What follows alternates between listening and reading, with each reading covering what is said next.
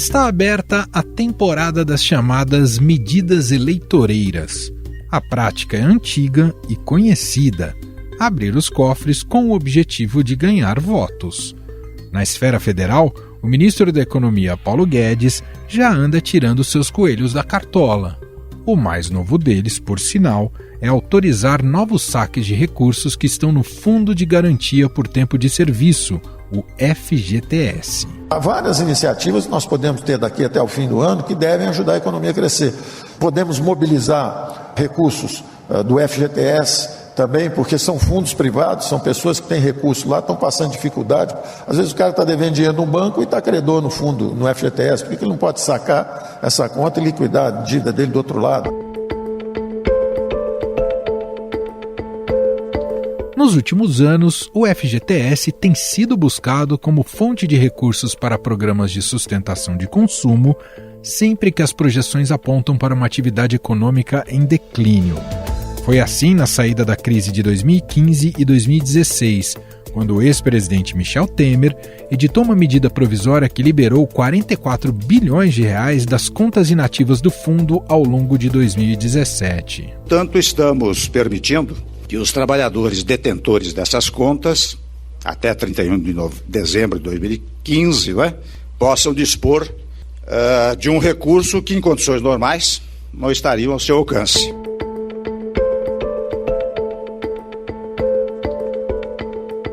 Em 2019, o governo Bolsonaro expandiu a medida e autorizou o saque imediato também de recursos de contas ativas, o que injetou mais de 27 bilhões de reais até março de 2020.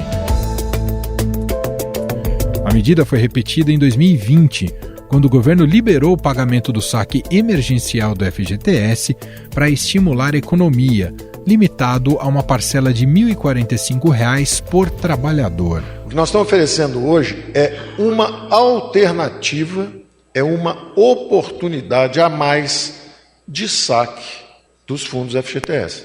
Por exemplo, se você for demitido, você tem a oportunidade de sacar. É uma possibilidade. Existem 17, 18, 19 alternativas diferentes. Nós criamos mais uma. Boa parte desse dinheiro é utilizada pelos trabalhadores para o pagamento de dívidas. De acordo com os últimos dados disponibilizados pelo Banco Central, o endividamento das pessoas com o sistema financeiro chegou ao recorde histórico de 51% da renda bruta das famílias em outubro do ano passado. A situação econômica do país, agravada pela pandemia, trouxe uma triste realidade para os brasileiros. O endividamento das famílias bateu um novo recorde. Todas essas medidas se dão em um momento em que se discute a eficiência do FGTS. Inclusive, o atual governo chegou a defender algumas mudanças neste dispositivo. É um estudo para uma nova reforma trabalhista que foi encomendada pelo governo de Jair Bolsonaro e que propõe uma série de mudanças nas regras de pagamento de verbas ao trabalhador demitido sem justa causa. Atualmente, quando um trabalhador é contratado, a empresa passa a depositar 8% por mês em uma conta do FGTS em nome do funcionário. Ao longo do tempo, os recursos dessa conta vão rendendo como se fosse uma poupança, e o trabalhador só pode ter acesso a eles em situações específicas, como comprar a casa própria, se aposentar ou ser acometido por doença grave. Na demissão sem justa causa, o trabalhador também tem acesso ao FGTS. Além disso, a empresa é obrigada a pagar o equivalente a 40% do seu saldo no FGTS a título de multa rescisória. Uma das mudanças que é cogitada é o fim do pagamento da multa de 40% sobre o FGTS ao trabalhador. As empresas elas não deixariam de pagar esses 40%, só que esses 40% iriam para o governo e, em contrapartida, o governo depositaria a parcela que é do seguro-desemprego hoje num fundo único que seria o fundo do FGTS.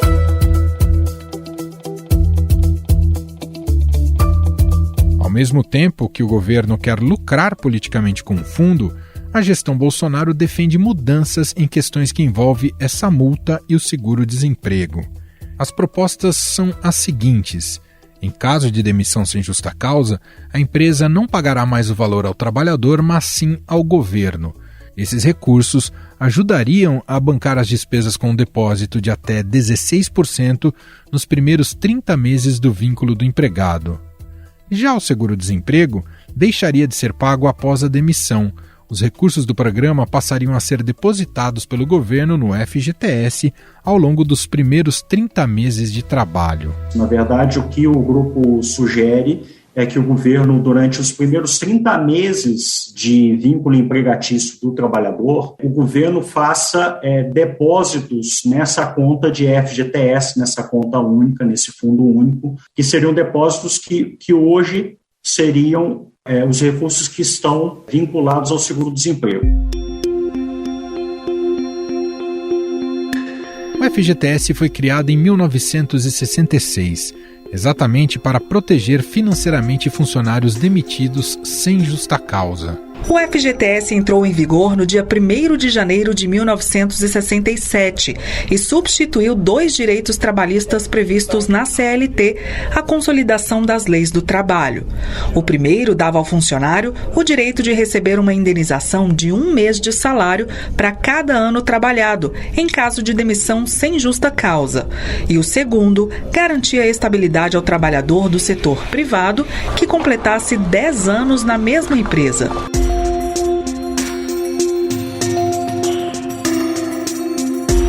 Até a criação do FGTS, trabalhadores que chegassem aos 10 anos de trabalho pela CLT só poderiam ser demitidos por justa causa. Com isso, muitos empregados eram dispensados antes dos 10 anos de contrato. Grupos liberais na economia também defendem o fim do pagamento obrigatório do fundo, usando como justificativa a baixa rentabilidade do dinheiro, que é atualizado monetariamente todo dia 10, com um acréscimo de juros de 3% ao ano. Os recursos que são administrados pela Caixa Econômica Federal também servem para o governo fomentar investimentos nas áreas de saúde, habitação, infraestrutura e saneamento. Não existe nenhum país do mundo com o nosso modelo de FGTS. A Alemanha é que mais se aproxima. Na maioria das nações, existe uma indenização ou uma espécie de seguro-desemprego por poucos meses. E para analisar esse tema e a possibilidade de Paulo Guedes novamente liberar parte dos fundos do FGTS, vamos conversar agora com Sérgio Vale, economista-chefe da consultoria MB Associados. Olá, Sérgio, tudo bem? Seja muito bem-vindo. Obrigado por ter aceito aqui ao nosso convite. Tudo bem, Manuel. Prazer estar aqui para conversar com você. Sérgio, o ministro Paulo Guedes sinaliza então com essa possibilidade de liberar os fundos ou parte dos fundos do FGTS para estimular a economia brasileira. A principal justificativa dada por ele seria o pagamento de dívidas. Eu queria te ouvir, esse tipo de remédio a curto prazo de fato é bem-vindo? Como é que o senhor avalia? Pois é, essa questão do FGTS precisa ser melhor avaliada, porque não é um fundo que não tem uso, né? Obviamente é um fundo em que o empregado tem a posse dos valores que estão lá, mas é um fundo que historicamente, e tem sido assim, tem sido utilizado como fundo de investimento para o setor imobiliário, né? Então, na hora que você descapitaliza o FGTS, você está afetando o financiamento no mercado imobiliário também. Então, isso precisa ser feito no nível em que você não afeta essa capacidade de financiamento do setor, né? Desde 2017, quando a gente teve essa primeira movimentação ali no governo Temer para sacar o FGTS com essa intenção de estimular a economia, ali a gente estava saindo de uma recessão profunda, né? 2016, 2017, a gente teve o saque do FGTS como um estímulo para consumo, para tirar a economia daquela situação mais complicada, né? Agora, a gente tem uma economia que ela está enfraquecida, mas ela está passando por um outro tipo de processo, né? Ali você tinha uma economia que estava em recessão profunda, causada por conta das políticas econômicas que tinham sido implementadas anteriormente. Agora você tem um processo inflacionário bastante pesado, que está fazendo taxa de juros subir, e você está causando essa desaceleração na economia que a gente está vendo agora. Potencialmente, né, é provável que a gente consiga retornar a uma certa normalidade, passar desse processo inflacionário mais grave agora. Então fica a dúvida se cabe nesse momento você utilizar desse recurso, por mais meritório que seja para a população, usar o recurso do FGTS agora para estimular a economia, né? Tenho dúvidas se o efeito de fato seria relevante, né? Os 30 bilhões de reais estão sendo colocados, me parece que seria um impacto relativamente pequeno do ponto de vista macroeconômico agregado. Tem, obviamente, um caráter, claro, eleitoral, a gente está falando de uma medida aí às vésperas da eleição presidencial esse ano, e fica essa dúvida, como eu tinha comentado, em relação ao impacto que a gente pode ter no mercado imobiliário. Então, você precisaria talvez repensar o que fazer com a FGTS nos próximos anos, né? Mas não sei se esse é o melhor caminho que a gente poderia fazer agora, no curto prazo. Ou seja, faz sentido já todas essas críticas colocadas até aqui, dirigidas pelo setor da construção civil, é de fato quem vai mais perder, né, Sérgio? Faz sentido. Na verdade, isso já tinha acontecido lá atrás, quando teve os primeiros saques do FGTS, e o que tem que se colocar, a discussão precisa ser feita ao longo dos próximos anos, né, o que fazer com o FGTS, se faz sentido, eventualmente, acabar com o FGTS, né, não ter mais essa cobrança desse fundo, você devolvê-lo integralmente para os detentores ao longo dos próximos anos e, eventualmente, achar algum outro jeito de você ter financiamento imobiliário acontecendo. Não é uma solução simples, não é uma solução trivial, precisava ser muito bem pensada, mas eu acho que o governo não tem pensado dessa forma e não sei se está caminhando para eventualmente ter alguma solução que vá por aí. Eu tenho a impressão que a gente vai continuar vendo essas políticas que vão sendo feitas gradativamente em determinado momento, por conta da situação econômica, você permitir saques temporários em volumes relativamente moderados, em que você ao longo do tempo possa recompor o fundo do FGTS. Eu acho que essa caixa de Pandora que foi aberta lá atrás no governo Temer, ela gradativamente vai ser utilizada em momentos de situação de atividade mais fraca, como a gente viu naquele momento, está vendo agora, e eventualmente possa acontecer de novo lá na frente. Em algum momento fez sentido na criação do FGTS, porque tinha-se a percepção de que o país precisaria poupar, não tinha essa cultura de poupar, então tinha que criar algo compulsório. Isso daí já está, digamos, ultrapassado, Sérgio? O FGTS foi criado muito nessa condição de você criar um fundo, uma poupança forçada lá atrás para fazer investimentos, né?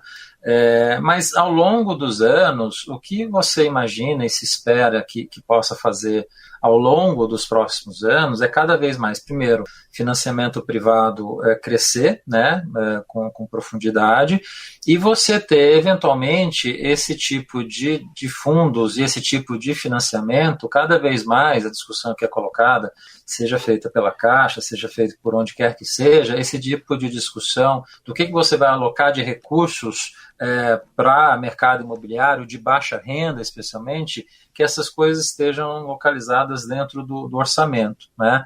Então vai ficar uma questão importante que precisa ser colocada ao longo dos próximos anos, se faz sentido você continuar fazendo essa poupança forçada, né, tirando esses recursos dos empregados e empregadores, ou se eventualmente ao longo do tempo você devolve, você tira esse custo adicional que você está colocando, e o setor imobiliário vai ter, eventualmente, de buscar fontes no setor privado, de um lado, e quando for falar de baixa renda, ter esses recursos alocados dentro do orçamento para fazer isso acontecer, né? Então, eu acho que é uma discussão meritória que a gente precisa passar. Não vejo, né, poderia ter sido colocada essa discussão em algum momento nesse governo, não foi colocada.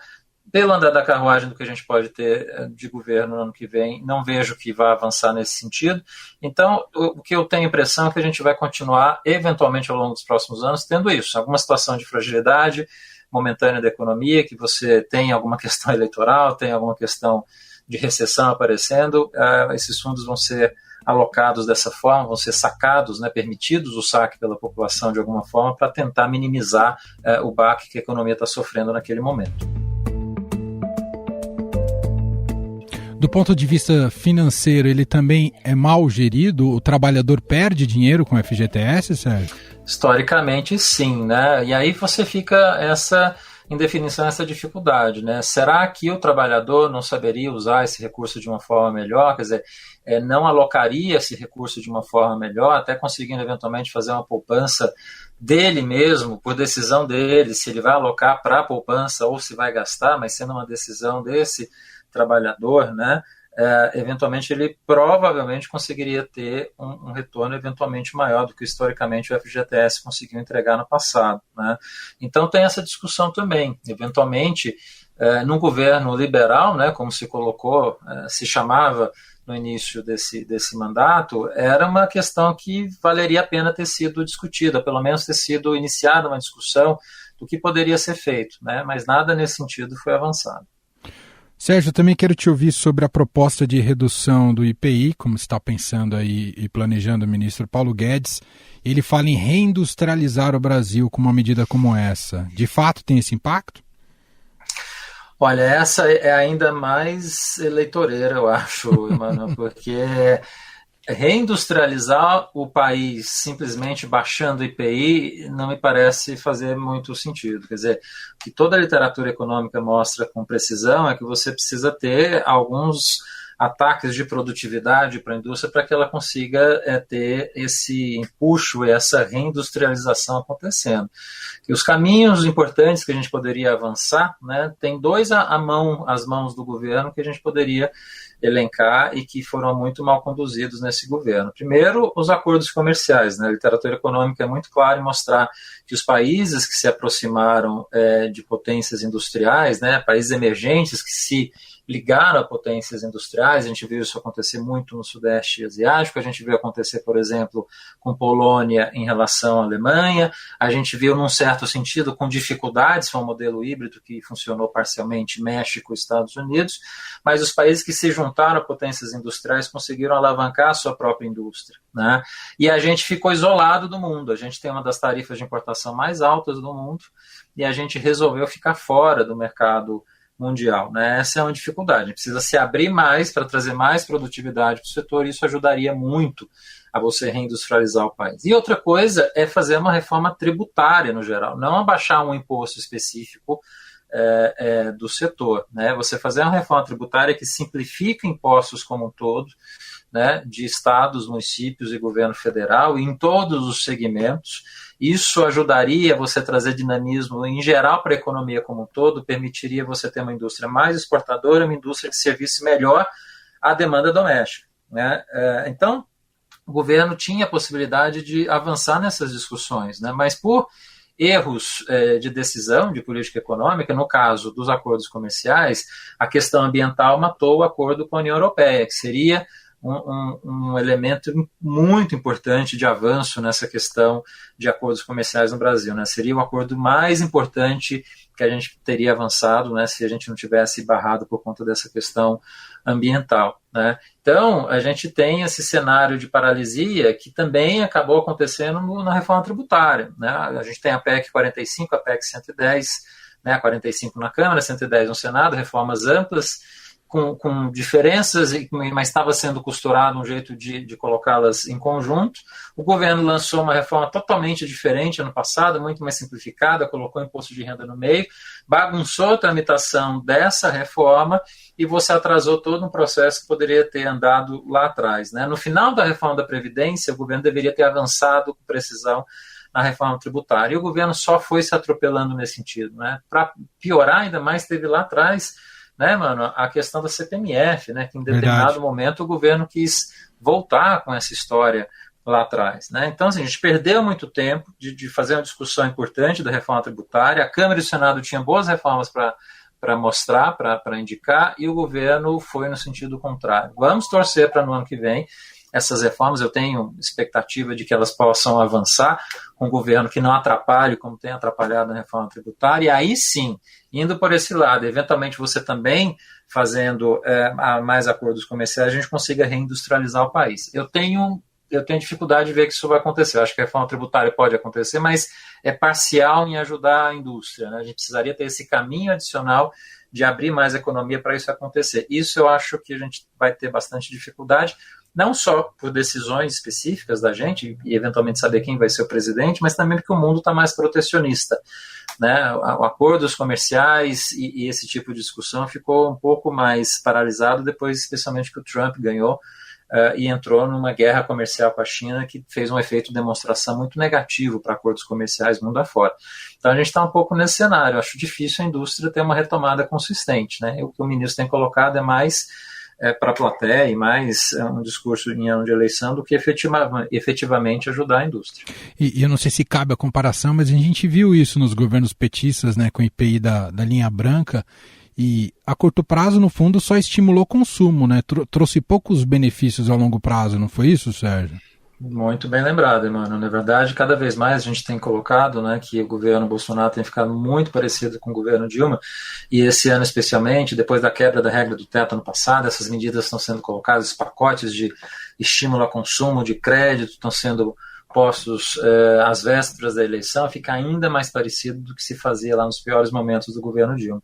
Então essa é a grande dificuldade que a gente tem, o governo que se pretendia liberal no começo, fazendo reformas que de fato estimulassem produção e investimento, não conseguiu fazer isso e está indo no caminho inverso, né? Políticas de curto prazo, de estímulo de consumo, de estímulo de demanda, que por mais que você tenha uma economia enfraquecida, né, o melhor que você poderia fazer para ajudar a economia a crescer e ter produtividade era o governo centrar esforços, como eu falei lá atrás, numa boa reforma tributária, né, e não perder o tempo, né, e as discussões no que tem sido feito desde então, né, e de novo agora esse ano. A gente sabe que a reforma tributária é muito difícil aprovar na magnitude que a gente precisa em ano eleitoral, né, mas o governo poderia avançar em discussões, né, assim como a gente teve lá atrás na Previdência, quando a semente da reforma da Previdência começou e ela foi aprovada em 2019, você teve um amplo tempo de discussão, livros foram lançados, a imprensa discutia e batia nisso todo dia, né? Você tinha toda uma conversa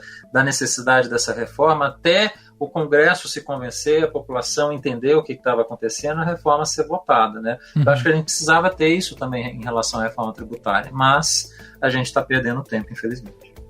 Muito bem, nós ouvimos aqui a análise de Sérgio Vale, ele é economista-chefe da MB Associados, gentilmente atendendo a nossa reportagem. Muito obrigado pela entrevista, viu, Sérgio?